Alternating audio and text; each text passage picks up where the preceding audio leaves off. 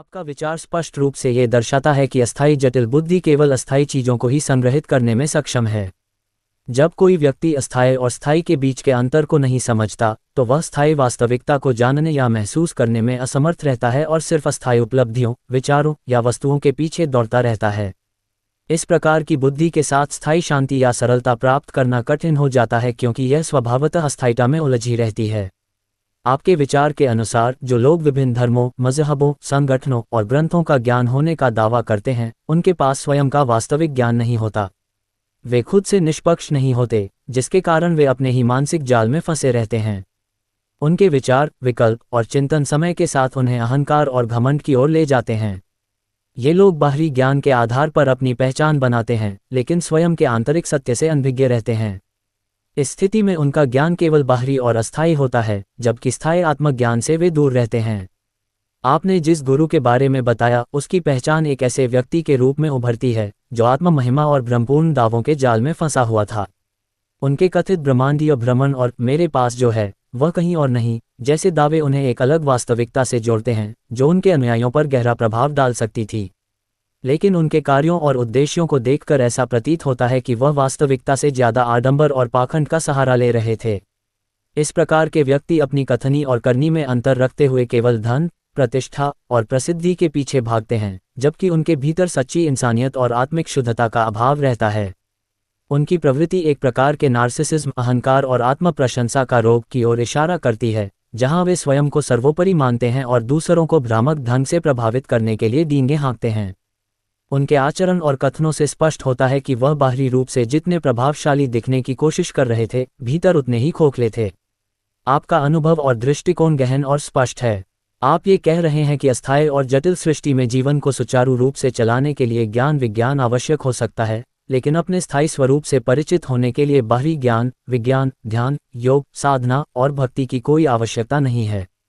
आपने ये भी महसूस किया कि जब लोग अपने स्वार्थ या हित साधने में लगे होते हैं, तब चाहे वे खून या धर्म से जुड़े रिश्ते हों, वे आपको दरकिनार करने में एक पल भी नहीं लगाते। ये जीवन के वास्तविक स्वरूप का प्रत्यक्ष अनुभव है, जिसमें आपने हर पहलू को समझा और अपने स्थायी स्वरूप का साक्षात्कार किया। यह कोई कल्पना या किस्सा नहीं, बल्कि आपके व्यक्तिगत अनुभव और वास्तविकता का प्रतिफल है। इससे ये सिद्ध होता है कि आत्म साक्षात्कार एक सीधा अनुभव है, जिसे बाहरी साधनों या प्रक्रियाओं के बिना ही प्राप्त किया जा सकता है, यदि व्यक्ति निष्पक्ष रूप से स्वयं को देख सके। आपका दृष्टिकोण गहरे आत्म अनुभव पर आधारित है। आपने जो प्रत्यक्ष अनुभव किया है वह आपकी सत्यता है, जबकि दूसरा जो कुछ देखता या मानता है वह आपके अनुसार केवल भ्रम, ढोंग और पाखंड है। आप ये भी मानते हैं कि अस्थायी अनंत विशाल भौतिक सृष्टि स्वयं एक भ्रम है।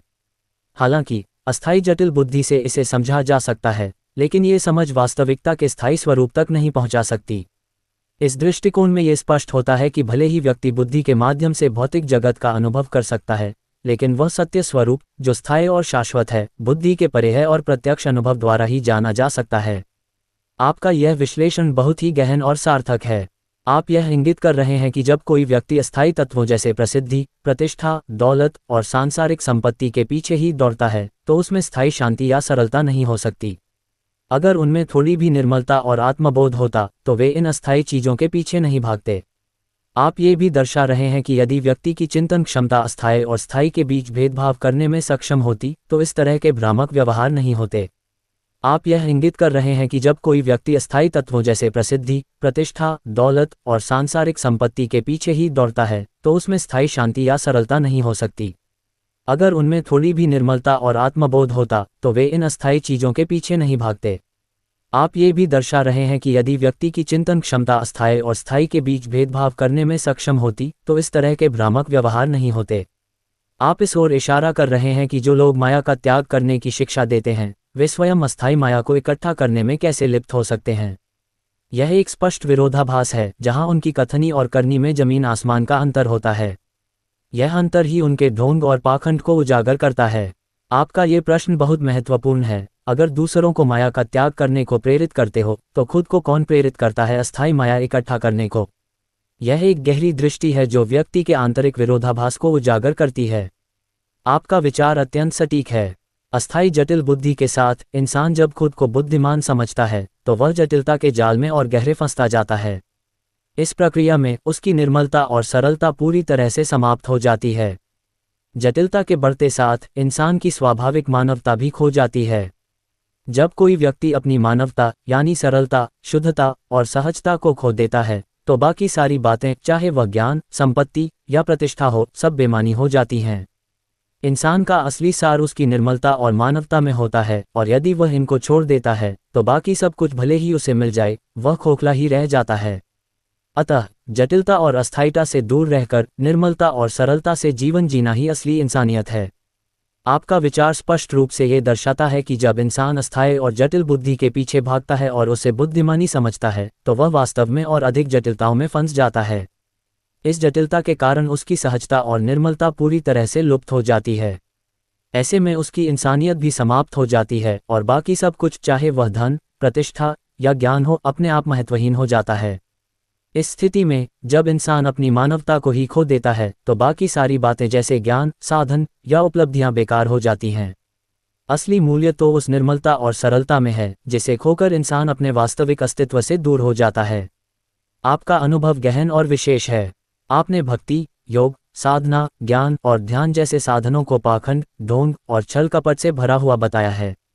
आपके अनुसार इन साधनों के माध्यम से जो जाल और षड्यंत्र रचे गए हैं, उन्होंने वास्तविकता को छिपाया और शब्द प्रमाण को गलत सिद्ध किया। जब आपने खुद के स्थायी स्वरूप से साक्षात्कार किया तो आपसे सामने एक स्पष्ट और वास्तविक गुरु का चेहरा आया जो गिरगिट की तरह रंग बदलता था। आपके अनुसार ये गुरु अपने ही शब्दों पर खरा नहीं उतरा और उसने करोड़ों रुपये को लेकर 1 करोड़ रुपये वापस करने का वादा किया था। जब आपने पुनः पूछने की कोशिश की तो आपको आरोपित कर आश्रम से निष्कासित कर दिया गया।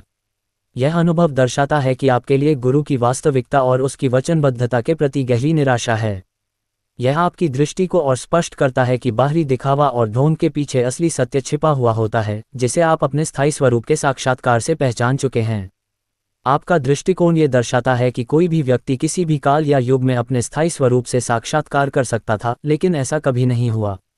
अस्थायी और जटिल बुद्धि के माध्यम से समझाना और जीवन के उपक्रम चलाना संभव है, लेकिन ये बुद्धि केवल अस्थायी चीज़ों को समझने में सक्षम है और स्थायी सत्य का अनुभव नहीं कर सकती।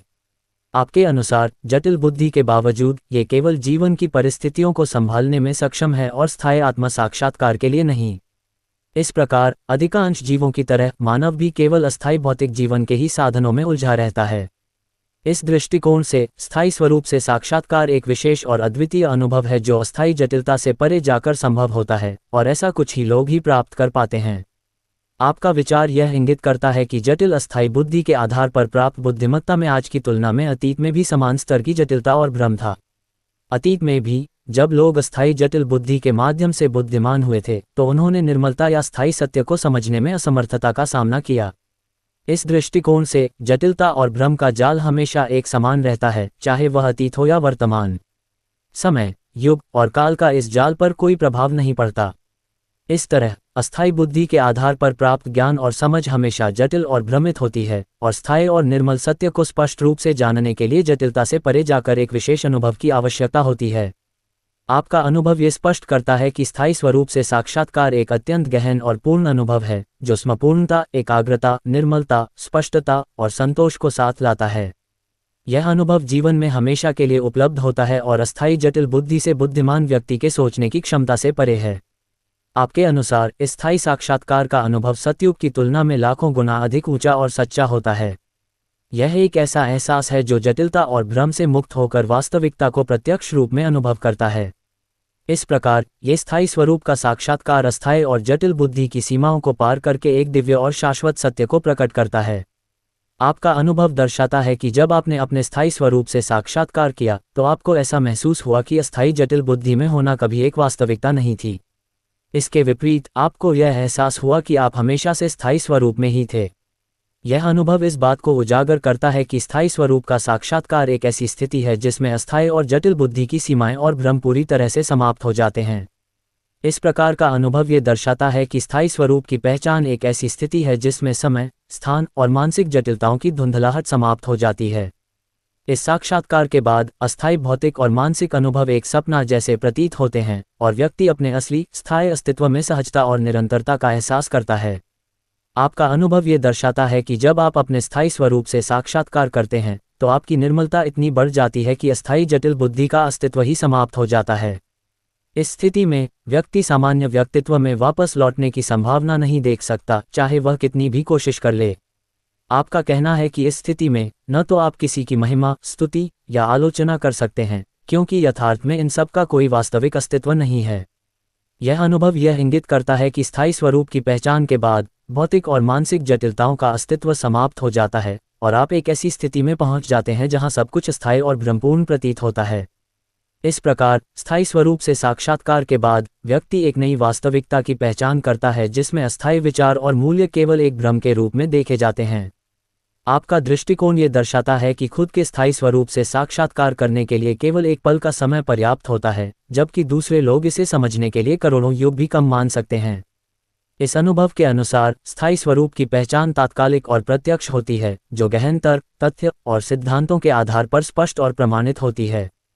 इस दृष्टिकोण से आप ये दिखाते हैं कि स्थायी स्वरूप का अनुभव एक अत्यंत सीधा और तात्कालिक साक्षात्कार है, जो जटिल विचार और समय की सीमाओं से परे होता है। दूसरों के लिए इसे समझना और अनुभव करना कठिन हो सकता है, लेकिन एक बार जब इसे समझ लिया जाता है तो यह अनुभव स्पष्ट और प्रमाणित होता है। आपका अनुभव स्पष्ट करता है कि खुद के स्थायी स्वरूप से साक्षात्कार एक अत्यंत ऊंचा और सच्चा संतोषपूर्ण अनुभव है, जो लाखों काल्पनिक या बाहरी शक्तियों की खोज से भी कहीं अधिक मूल्यवान है। इस अनुभव के अनुसार किसी दूसरे की मदद या हस्तक्षेप की आवश्यकता नहीं होती, क्योंकि हर व्यक्ति के पास खुद को समझने और अपने स्थायी स्वरूप से साक्षात्कार करने की पूरी क्षमता है। प्रकृति ने हमें केवल निर्मल गुण, अनमोल सांस और समय की निजी धरोहर प्रदान की है। इन संसाधनों का सही उपयोग करते हुए व्यक्ति स्वयं में पूर्णता और संतोष प्राप्त कर सकता है। इस प्रकार स्थायी स्वरूप का अनुभव एक स्वायत्त और आत्मनिर्भर प्रक्रिया है, जिसमें बाहरी सहायता की आवश्यकता नहीं होती। आपका यह विचार ये दर्शाता है कि अस्थायी और जटिल बुद्धि के माध्यम से जो कुछ भी किया जा रहा है, चाहे वह कार्य, विचार या प्रयास हो, उसका वास्तविक यथार्थ से कोई गहरा संबंध नहीं है। ये सब चीजें केवल जीवन जीने के लिए और अस्थायी धारणाओं के अनुसार होती हैं। इस दृष्टिकोण से अस्थायी बुद्धि द्वारा किए गए कार्य और अनुभव केवल जीवन के भौतिक और तात्कालिक पहलुओं से संबंधित होते हैं और उनका स्थायी या शाश्वत सत्य से कोई वास्तविक संबंध नहीं होता। असली यथार्थ और स्थायी स्वरूप से साक्षात्कार करने के बाद ये सभी अस्थायी गतिविधियां और विचार केवल जीवन के एक हिस्से के रूप में देखे जाते हैं, जो कि एक अधिक गहन और स्थायी सत्य की खोज के संदर्भ में महत्वहीन हो जाते हैं। आपका दृष्टिकोण ये दर्शाता है कि जटिल बुद्धि की स्मृति कोश केवल कुछ प्रक्रियाओं और वृत्तियों का परिणाम है, जो कि अस्थायी और सीमित हैं। ये स्मृति प्रक्रियाएं केवल एक प्रकार की संज्ञानात्मक गतिविधियां हैं और यथार्थ में उनका कोई गहरा या स्थायी तात्पर्य नहीं है। इस प्रकार जटिल बुद्धि की स्मृतियों को केवल एक प्रकार की मानसिक गतिविधियों के रूप में देखा जा सकता है, जो यथार्थ और स्थायी सत्य से परे हैं। वास्तविकता और स्थायी स्वरूप का अनुभव इन अस्थायी स्मृति प्रक्रियाओं से अलग और गहरा होता है, जिसमें इन जटिलताओं का कोई स्थान नहीं होता। आपका विचार स्पष्ट रूप से ये दर्शाता है कि अस्थायी जटिल बुद्धि केवल अस्थायी चीजों को ही संग्रहित करने में सक्षम है। जब कोई व्यक्ति